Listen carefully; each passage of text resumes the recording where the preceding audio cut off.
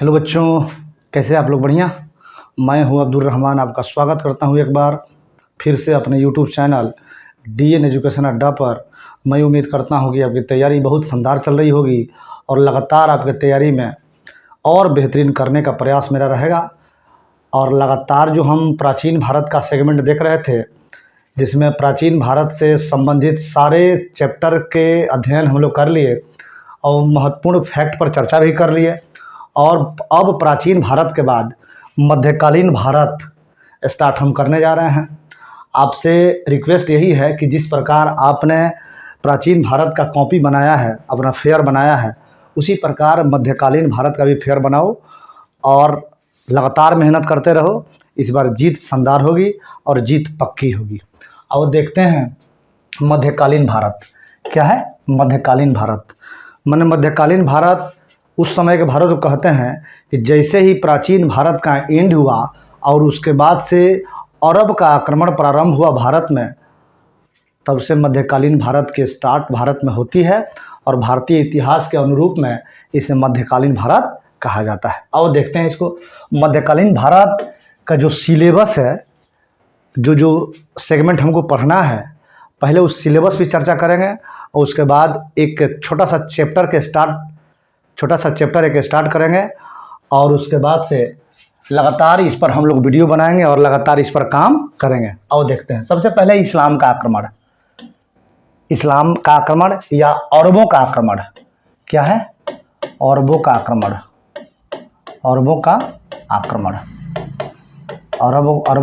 आक्रमण। इसके बारे में हम लोग अध्ययन करेंगे, अभी कर नहीं रहे हैं, अध्ययन करेंगे कि 712 में पहला अरब आक्रमण क्यों हुआ भारत पर, और 712 में जो सिंध के राजा दाहिर थे उनके ऊपर मोहम्मद बिन कासिम आक्रमण क्यों किया।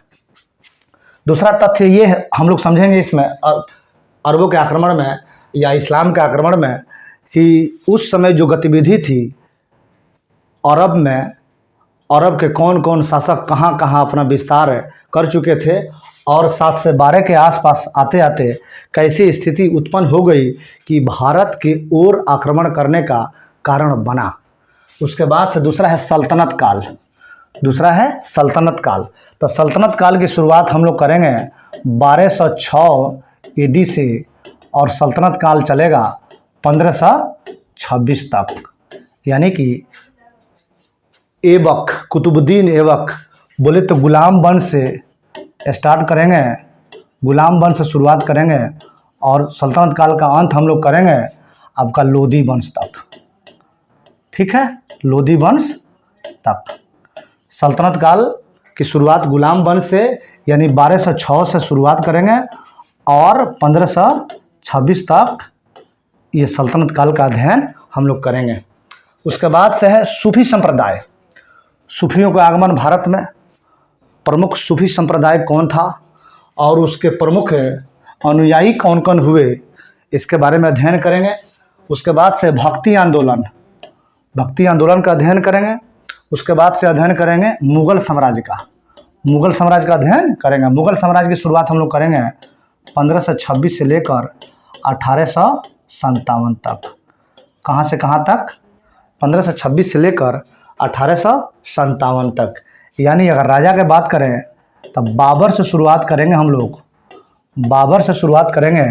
और बहादुर शाह जफर द्वितीय तक, बहादुर शाह जफर द्वितीय तक चर्चा हम लोग करेंगे। क्लियर? ये केवल सिलेबस है, अभी चैप्टर स्टार्ट नहीं है। अब देखो उसके बाद से उत्तर मुगल काल का मतलब ये हुआ कि जब मुगल काल का पतन प्रारंभ हुआ तो उसके बाद से जो उत्तर मुगल काल आया, उसके बाद से जो राजा है मुगल काल के, तो उतना प्रभावशाली नहीं रहे जितना प्रभावशाली मुगल काल के राजा हुए। इसका अध्ययन जब हम लोग करेंगे तो उत्तर मुगल काल का, तो 1707 से लेकर और 1857 तक इसका अध्ययन करेंगे। उसके बाद दक्षिण भारत के इतिहास के बारे में भी प्राचीन काल में हम लोग अध्ययन किए थे। दक्षिण भारत के इतिहास के बारे में, जैसे प्राचीन काल में दक्षिण भारत के इतिहास हम लोग चोल, चेर, पांड्या और पल्लव राष्ट्रकूट राजवंश के बारे में अध्ययन किए थे, कल्याणी के चालुक्य और बादामी के चालुक्य के बारे में अध्ययन किए थे, वैसा ही मध्यकालीन भारत में भी दक्षिण भारत के कुछ प्रमुख राजवंश का अध्ययन हम लोग करेंगे, जिसमें पहला प्रमुख राजवंश जो था यह विजयनगर साम्राज्य है और दूसरा जो था बहमनी साम्राज्य है। तब विजयनगर साम्राज्य का अध्ययन हम लोग करेंगे। यह अध्ययन शुरुआत करेंगे हम लोग 1336 से स्टार्ट करेंगे, 1336 से 37 से स्टार्ट करेंगे, जब विजयनगर साम्राज्य की स्थापना हरिहर और बुक का करेंगे। उसके बाद से जब बहमनी साम्राज्य पाएंगे तो यह 1347 से स्टार्ट करेंगे, ठीक है। जब बहमनी साम्राज्य की स्थापना हसन बहमन शाह गंगू करेंगे, तब वहाँ से इसकी स्थापना और इसके प्रमुख राजा और उनका प्रमुख कार्यकाल और उस कार्यकाल में कौन कौन प्रमुख घटनाएं हुई उसके बारे में चर्चा हम लोग करेंगे। अब उसके बाद से नेक्स्ट जो टॉपिक है, मुगलकालीन राजनीतिक, आर्थिक और सामाजिक स्थिति के बारे में जानकारी हम लोग उपलब्ध करेंगे। अब आओ थोड़ा सा हम लोग चलते हैं एक छोटा सा टॉपिक पर और यहीं से स्टार्ट करते हैं मध्यकालीन भारत। यहीं से स्टार्ट करते हैं मध्यकालीन भारत। और इस मध्यकालीन में आपको देखना यह है कि सबसे पहले इसमें जो हेडिंग है वह है भारत पर अरबों का आक्रमण। भारत पर अरबों का आक्रमण। तो एक बात तय मानना कि भारत पर जब अरबों का आक्रमण हुआ तो इसका कारण क्या था। भारत पर जब अरबों का आक्रमण हुआ तो इसका कारण क्या था। अब देखो यहाँ लगभग 632 एडी में ईस्वी में पैगंबर मोहम्मद की मृत्यु के बाद 6 वर्षों के अंदर उनके उत्तराधिकारियों ने सीरिया, मिस्र और उत्तरी अफ्रीका, स्पेन एवं ईरान को जीत लिया। यानी कि पैगंबर मोहम्मद की जब मृत्यु हुई उसके 6 वर्ष के अंदर ही उनके जो उत्तराधिकारी थे, अनुयायी थे, वह लगभग सीरिया, मिस्र, उत्तरी अफ्रीका और स्पेन तथा ईरान के क्षेत्र को जीत लिया। इस समय खलीफा का साम्राज्य पूरी तरह फ्रांस के लायन नामक स्थान से लेकर काबुल नदी तक फैल गया।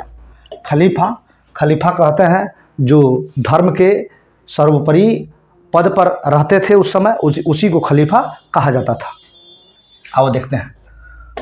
अपने इस विजय अभियान से प्रेरित होकर अरबियों की ललचाई आंखें जो है भारत की सीमा पर पड़ी और भारत के उत्तरी सीमा पर पड़ी, उत्तर पश्चिमी सीमा पर पड़ी।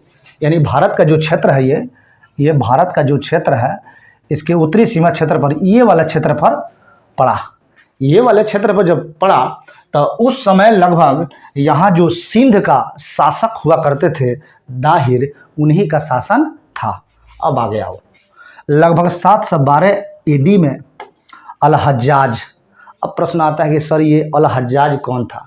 तो अल हज्जाज जो था ना, ये अल हज्जाज सीरिया का शासक था। कहाँ का शासक था? सीरिया का शासक था।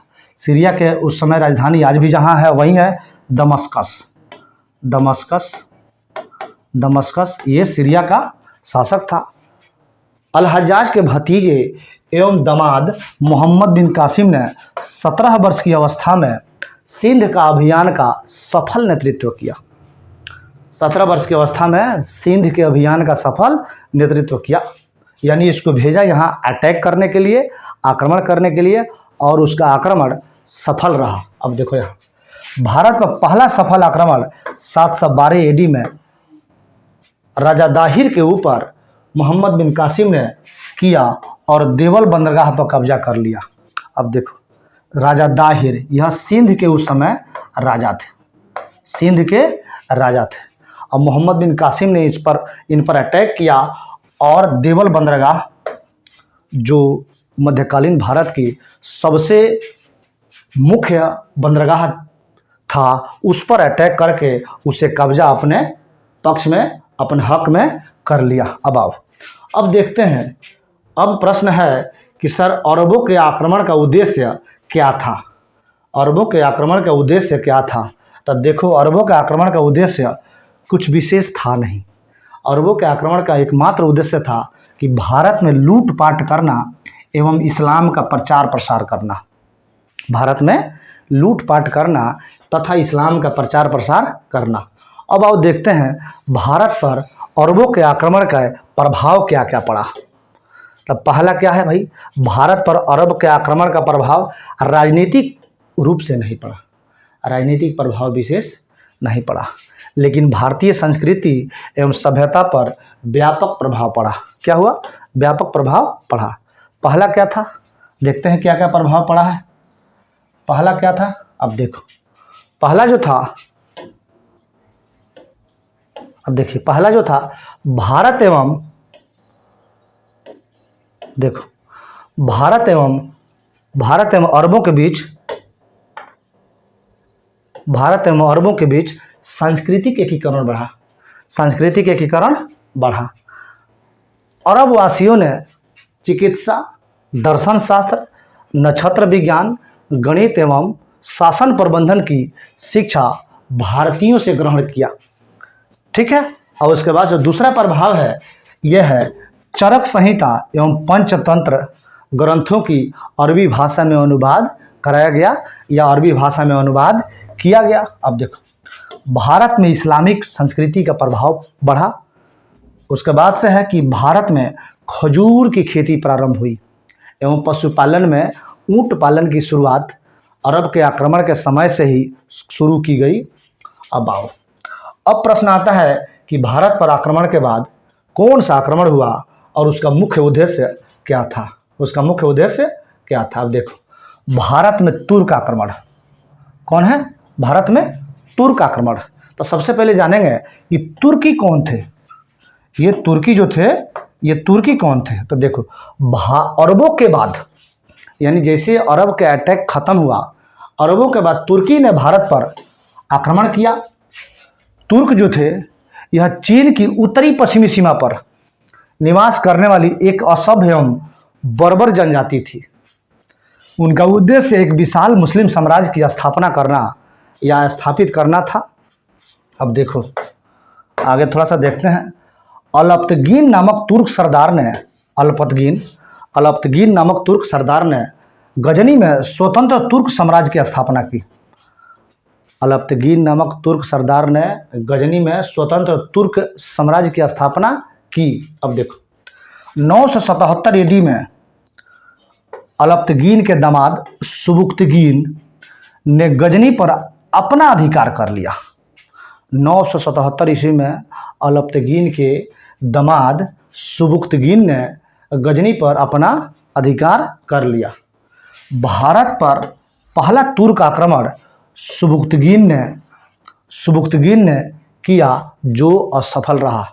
यह आक्रमण 990 से 991 के बीच हुआ। राजा जयसिंह एक हुआ करते थे, उन्हीं के विरुद्ध हुआ। आओ देखते हैं। सुबुक्तगीन की मृत्यु के बाद उसका पुत्र एवं उसका उत्तराधिकारी महमूद गजनी की गद्दी पर बैठा। क्या हुआ? सुबुक्तगीन की जैसे मृत्यु हुई, उसके बाद उसका पुत्र महमूद गजनी की गद्दी पर बैठा। यह सुल्तान की उपाधि धारण करने वाला पहला तुर्क शासक था। यह सुल्तान की उपाधि धारण करने वाला पहला तुर्क शासक था। यह सुल्तान की उपाधि धारण करने वाला पहला तुर्क शासक था। माने इससे पहले सुल्तान की उपाधि धारण करने वाला कोई तुर्क शासक नहीं हुआ।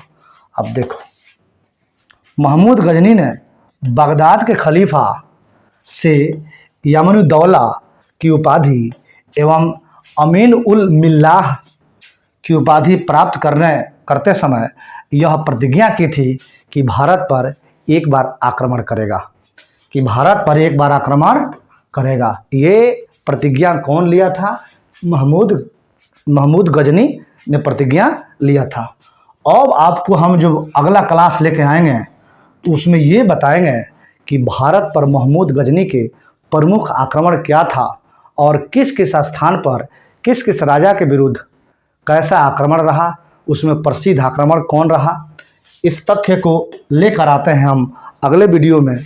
तब तक के लिए लेते हैं विदा। धन्यवाद। Thank you.